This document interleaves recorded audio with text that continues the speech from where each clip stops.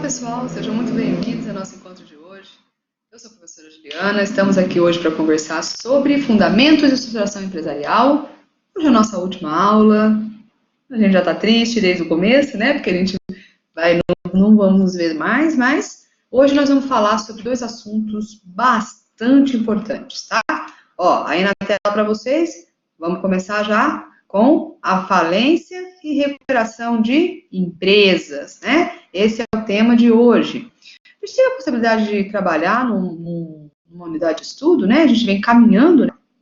E aí a gente falou desde o nascimento da empresa até aí o desenvolvimento dela, não é? Como a gente vai caminhar, tipos de empresa, estabelecimentos, título empresarial, nome, marca de patente, a gente falou todas as questões interessantes, né? Falamos dos tipos societários, falamos da empresário individual. Então, falamos da empresa desde quando ela nasce, como ela se desenvolve. Eu posso começar pequenininho, sozinho, empresário, depois eu posso aumentar o meu negócio, virar uma sociedade, que tipo de sociedade eu posso ter, como é essa questão de responsabilidade. Falamos bastante sobre isso, né, ao longo da nossa caminhada aí, durante esse trimestre. Hoje, a gente fecha o nosso encontro e vamos trabalhar com os aspectos mais finais de uma empresa, né, que é os institutos de falência e de recuperação judicial. Dois institutos diferentes, né, mas ambos estão ligados ali àquela questão de a empresa está morrendo, né, e aí o que está acontecendo aqui? Bom, então vamos ver essas questões no caso de quando as coisas não andam muito bem para a empresa, o que pode acontecer, como que pode acontecer, de que jeito que pode acontecer, né? Então nós vamos falar um pouquinho disso. Bom, olha, eu vou colocar aí na tela para vocês os objetivos de aprendizagem. Identificar, então, quando a gente está diante de uma falência, distinguir a falência do encerramento da atividade sem falência, reconhecer a falência para a empresa, empresários, credores, apresentar as características da recuperação judicial.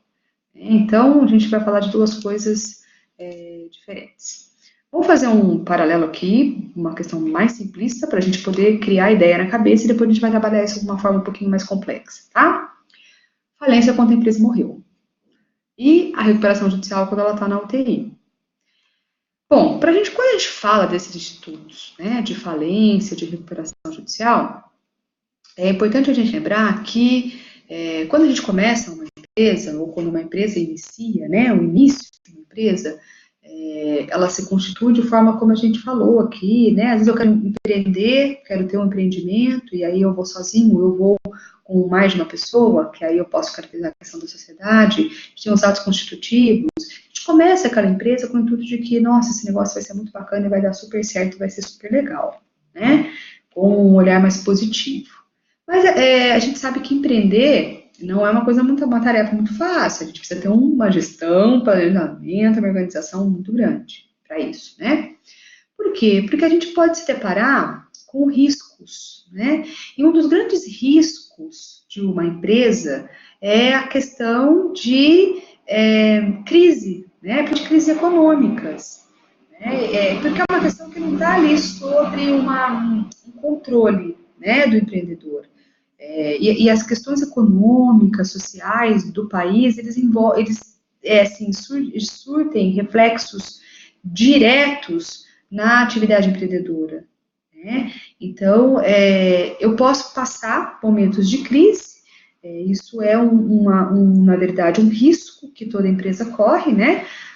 Um momento de crise, podendo ter prejuízos ao invés de lucro, né? Nesses momentos de crise. Pode acontecer isso com a empresa. Então, esses prejuízos podem ensejar uma situação de insolvência, né? Essa palavrinha, guarda essa palavrinha, nós vamos falar dela muito, tá? Um estado de insolvência, uma condição de insolvência para aquela empresa. Por que eu sou insolvente? Quando eu não consigo cumprir com as minhas obrigações, né? Então, chegar lá no fim do mês, eu tenho aquela folha de pagamento para cumprir. Chega no fim do mês, eu tenho uma folha de tributos a recolher da minha atividade, né? Então, dependendo do momento que eu estou, de crise na empresa, eu não vou conseguir atingir, ou não vou conseguir, na verdade, cumprir, essa é a melhor palavra, não vou conseguir cumprir com a minha obrigação. E aí eu entro num chamado estado de insolvência, tá? Quando eu entro na questão da incapacidade patrimonial de pagar com as minhas obrigações. Sabe aquela questão, eu posso ter muito mais do que pagar, do que eu tenho para efetivamente aqui, posso ter muito mais dívida do que, né? Muita mais gente me cobrando do que aquilo efetivamente que eu tenho para pagar. Então, é essa questão aí, quando a gente fala da incapacidade patrimonial para poder cumprir as obrigações. Isso pode acontecer com qualquer empresa, gente, todo mundo está sujeito, né? A gente vive questões de instabilidade, questões econômicas que questão que não está no controle do empresário, do empreendedor, mas são questões que ele pode prever, riscos que ele pode prever, mas que às vezes pode fugir do controle, ok? Então, a gente tem aí uma legislação, né, que vou colocar aí na tela para vocês, a Lei 11.105 de 2005, é uma lei chamada Lei de Falências e Recuperação de Empresas, foi criada justamente para regular essas situações de crise vivenciadas pelo empresário ou pela sociedade empresária. Né? Então, a legislação foi sensível no momento que ela previu que isso poderia acontecer. Né? Agora, nós falamos nos primeiros dias das nossas conversas aqui, nossas primeiras aulas, sobre a função social da empresa, né? Lembre, a empresa, quando ela está inserida naquele contexto, ela tem um papel social. Quantos empregos eu gero na minha empresa? Né? E aí, a partir do momento que eu pago o salário do meu empregado, esse empregado tem dinheiro para comprar alguma coisa, para consumir, esse consumo move a economia, que vai mover aqui de novo a minha empresa a produzir mais, então é um ciclo, é um ciclo. Então, assim, a legislação foi muito interessante quando ela previu isso, porque essa função social da empresa é muito importante. Então, a empresa se manter viva e de pé é muito importante na sociedade em que ela está inserida, porque ela tem essa função social, né, que precisa ser preservada. Então, a Lei 11.105, quando ela veio com esse foco de proteger ou trazer previsões acerca de proteção para esses momentos de crise de uma empresa, ela veio com esse olhar, né, com esse olhar da questão da função social. Então, a Lei 11.105 é uma legislação que vem regulamentar isso, tá? E aí, na sequência, ainda como considerações iniciais, é importante a gente falar, né, que anteriormente ao advento da Lei de Falências e Recuperação Empresarial, a matéria era tratada como falência concordata, a gente tinha outro nome, né? A recuperação judicial, a gente falava concordata antes, de 2002. Aí, em 2002, a gente teve o Código Civil, né, que é de 2002, eu falei na aula passada no vídeo que o código era de 2012, olha, que já vou pedir um perdão, eu vou fazer uma retratação, hein? Pelo amor de Deus, é 2002 o Código Civil. A falência e a recuperação de empresas passaram a ser aplicada para todos os empresários e sociedades empresárias, não é? Que tem aí um registro regular, sociedades que estejam regularmente registradas, né? Aquelas que estão formalizadas, elas estão sob a égide da Lei 11.105, que traz previsões interessantes. Vamos começar a falar delas, tá? Aí na tela, vamos lá, falar de duas questões importantes. Objeto. A Lei 11.105 tem o objeto de recuperação de empresas e falência, e a aplicação delas é para empresário, aquele individual, ou para a sociedade empresária, né, que é a firma social, tá bom? Bom, vamos começar aí na tela falando um pouquinho de falência. Vamos começar com a falência e depois vamos falar da recuperação judicial. Falência é um processo de execução coletiva, movido contra o devedor, empresário, sociedade empresária, no qual todos os seus bens são arrecadados para uma venda forçada por determinação judicial, com a distribuição proporcional do seu ativo entre todos os seus credores nos termos da lei. Tá? Então, o que é a falência em palavras mais simplistas, para vocês poderem entender? Eu tenho uma empresa, passo por uma crise e verifico que eu não vou conseguir cumprir com as minhas obrigações, o patrimônio da minha empresa não vai ser suficiente para cumprir com essas obrigações aqui. Então, eu tenho credores, né? Sou devedor e tenho credores.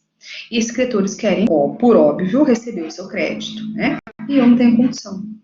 Então, esses credores, eles podem exigir uma execução, não é? Abrir um processo de execução, para que esses bens todos aqui da minha empresa sejam, então, colocados à disposição para poder saldar essas dívidas, tá? Então, quando a gente fala aí com vocês, eu vou colocar de novo na tela, do conceito de falência, né, a gente quer dizer exatamente isso. Processo de execução movido, coletivo, porque aí estou falando de todos os credores movendo o processo, né? Movido contra o devedor, contra o empresário ou contra a sociedade, aqui o empresário individual ou a sociedade empresária, onde os bens vão ser, todos os bens dessa empresa vão ser arrecadados, vai ser feita uma venda forçada desses bens, com determinação do juiz, e os valores que foram arrecadados vão ser distribuídos, então, entre esses credores. Lembrando que existe uma ordem, né, para esses credores. Os créditos trabalhistas, né, os quirografários, a gente tem lá uma ordenzinha para pagamento desses credores. Mas aí, o processo de falência é isso. Todos os credores vão se juntar.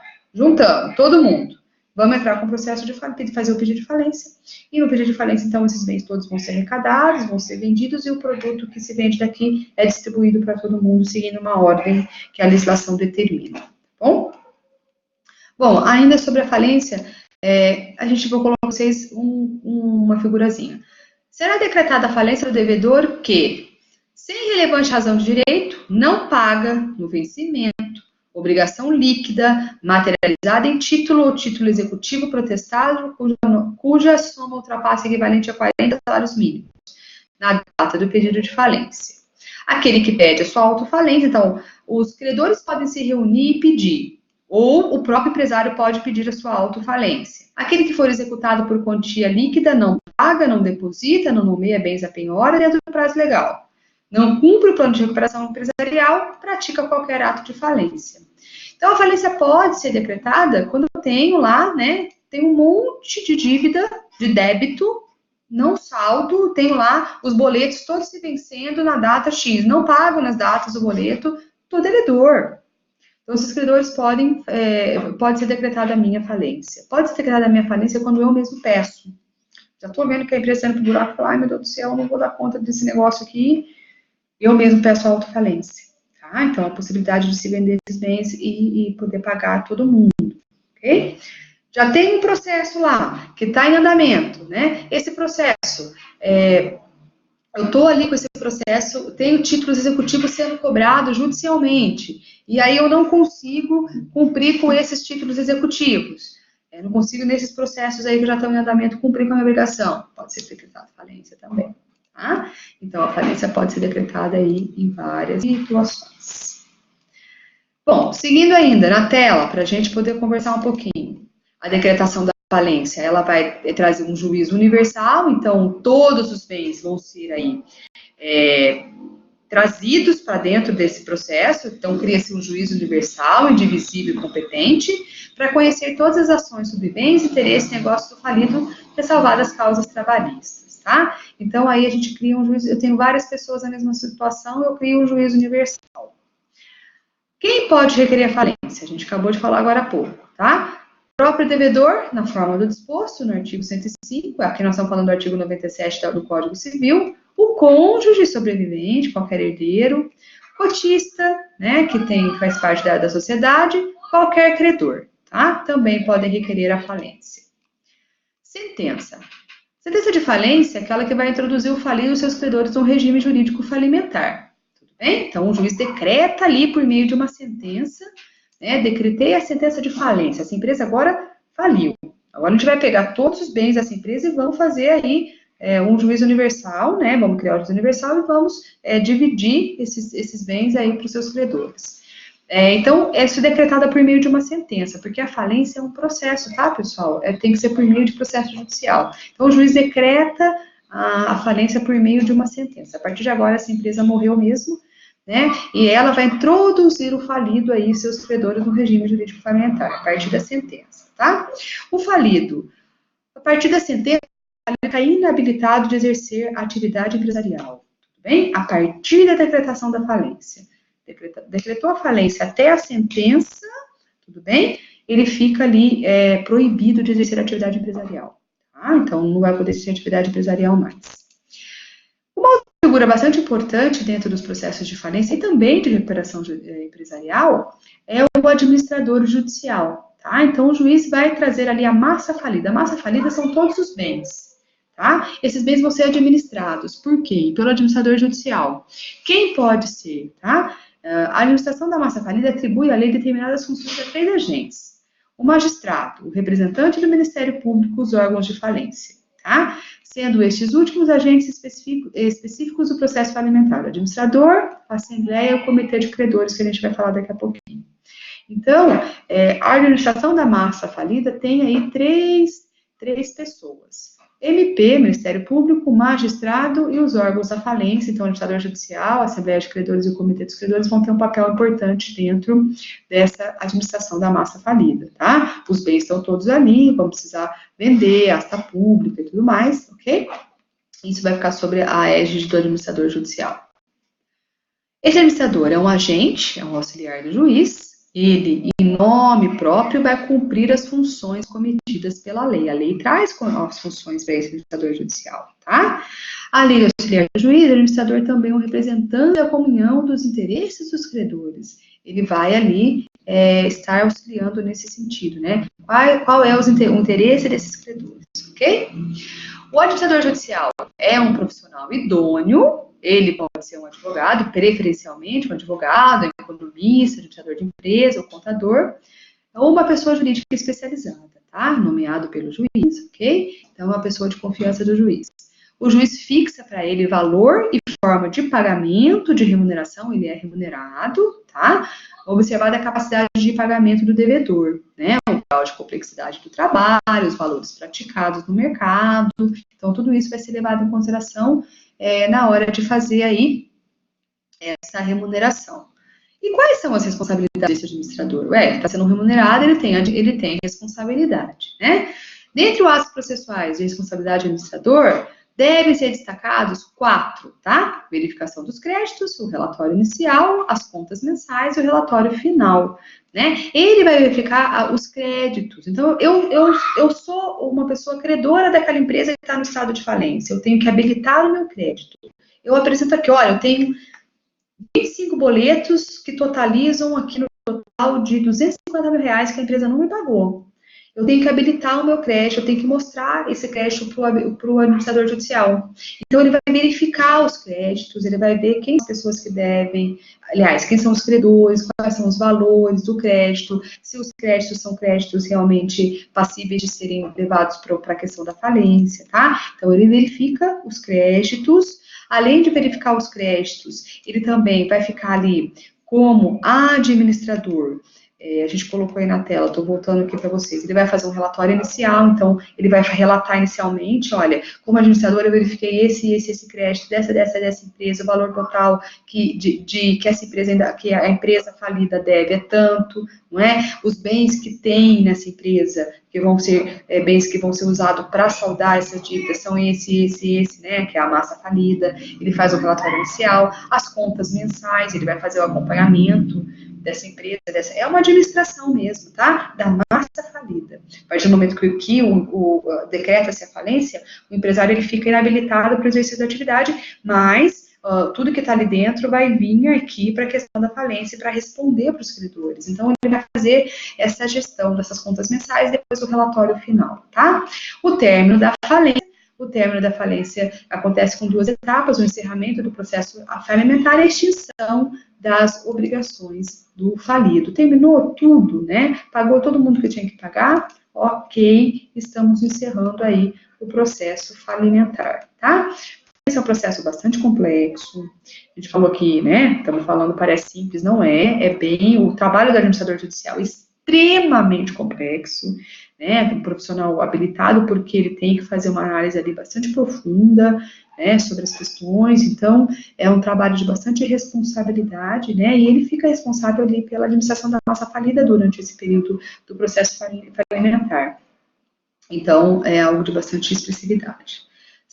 A falência, porque aí, vejam, a falência, você, a partir do momento que decreta, ele vai habilitar para o exercício da atividade, não pode exercer mais. E aí quem vem para esse jogo aqui é o administrador e ele vai tomar conta de tudo, vai administrar, vai verificar os créditos, os bens, e ele vai direcionar a forma como isso vai se resolver, né? Mas o empresário fica afastado daqui, sai disso, dessa cena, tá bom? Agora, da falência, a gente está falando, tem uma outra possibilidade também, quando a empresa entra nesse momento de crise, que é a recuperação da empresa, tá? A recuperação da empresa, o empresário torna-se insolvente, mas antes que ele declare a falência, né, ele tenta se recuperar dessa situação econômica delicada. Pode-se requerer ao juiz que seja concedida essa recuperação judicial. Então, é assim, olha, estou vendo que o negócio está ficando feio do meu lado, mas antes que ela morre e eu seja impedido de exercer essa atividade, né, que é a consequência da falência, ele tenta recuperar essa situação econômica e então ele faz isso por meio de um requerimento ao juiz e é o requerimento da recuperação, o pedido de recuperação judicial, tá? Então, qual é o principal objetivo da recuperação judicial? Ela visa o estabelecimento de um acordo com os credores, mediante uma apresentação em juízo de um plano de recuperação a ser empregado e a viabilidade econômica da sua implantação. Isso é extremamente importante, tá? A recuperação judicial só vai acontecer, a recuperação judicial é uma chance que se dá para o empreendedor, para o empresário, poder ali dar aquela respirada e cumprir com as obrigações, tá? E continuar empreendendo. Só que para a recuperação, ele vai apresentar esse pedido para o juiz, ele vai apresentar o plano de recuperação, e esse plano de recuperação tem que ter uma coisa muito, muito, muito, muito caracterizada, que é a viabilidade econômica. Então, você está numa situação de crise ferrenha, o negócio está feio para o seu lado, na sua empresa, mas qual é a viabilidade econômica para você cumprir esse plano de recuperação que você está me apresentando? Então, é isso que o juiz vai analisar. Ok, você quer um plano de recuperação? Eu te dou. Tá? Você quer uma possibilidade de recuperar a sua empresa? Ok. Só que dê a viabilidade econômica. Qual é a sua viabilidade econômica? Se o juiz vislumbrar que o empresário está utilizando de recuperação judicial para tentar ganhar tempo ou para dar calote nos credores, ele não vai conceder o plano de recuperação, ele vai conceder a falência. Tá bom? Então, o plano de recuperação é uma chance que se dá de dar aquela respirada e tentar continuar empreendendo. Tá? Mas é também uma possibilidade que tem vários requisitos aí importantes que a gente vai falar. Não é simples de se conseguir, tá? Mas precisa demonstrar essa viabilidade econômica da implantação. Conforme o plano, o devedor pode postergar as dívidas, reduzir o valor ou beneficiar-se de outros meios, tá? Então, porque assim, são benesses que a lei cria para o devedor. Estou numa situação difícil, estou numa situação muito difícil, posso postergar o pagamento disso? Então, são prazos extensos para pagamento de dívida, redução do valor da dívida, tá? Ou benefícios de outros meios. E o juiz, se vislumbrar que o empresário está fazendo isso com o intuito de usar de má fé, ludibriar o credor, ou até dar um calote nele, não vai conceder o plano de recuperação judicial.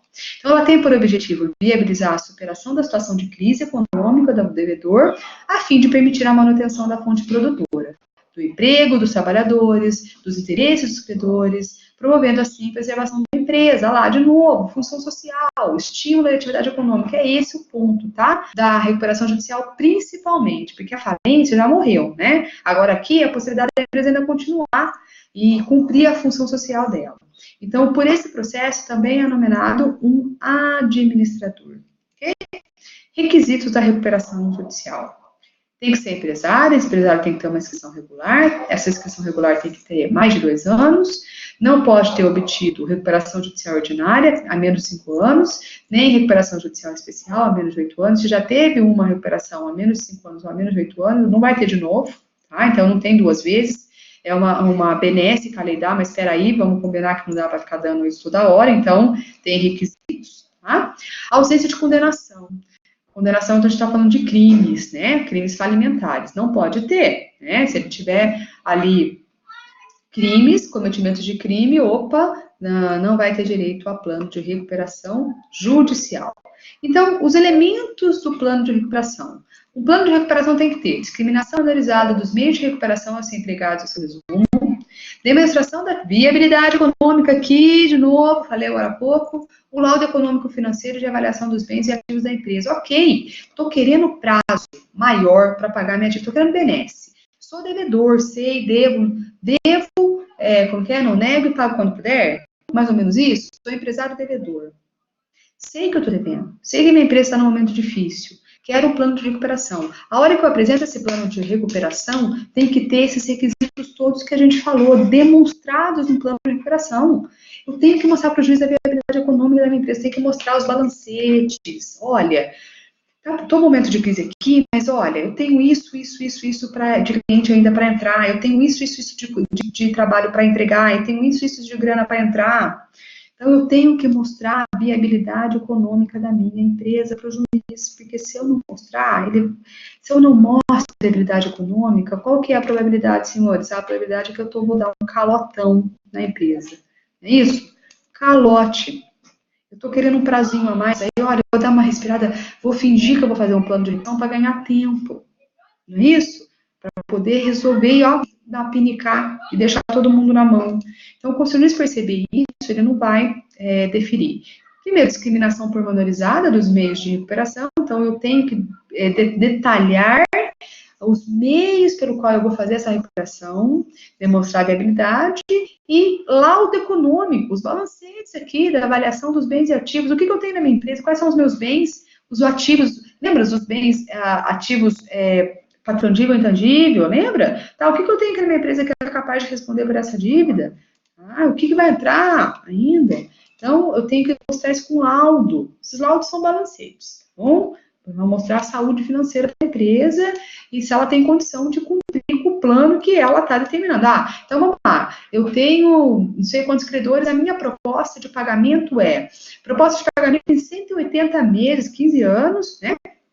Com pagamento inicialmente a partir dos 24 meses da sentença de homologação da recuperação. O juiz homologou a recuperação. 24 meses depois, 2 anos, eu começo a pagar. E eu tenho prazo de 180 meses para pagar. 15 anos, olha isso. Estou pedindo um prazo de 15 anos para pagar minha dívida.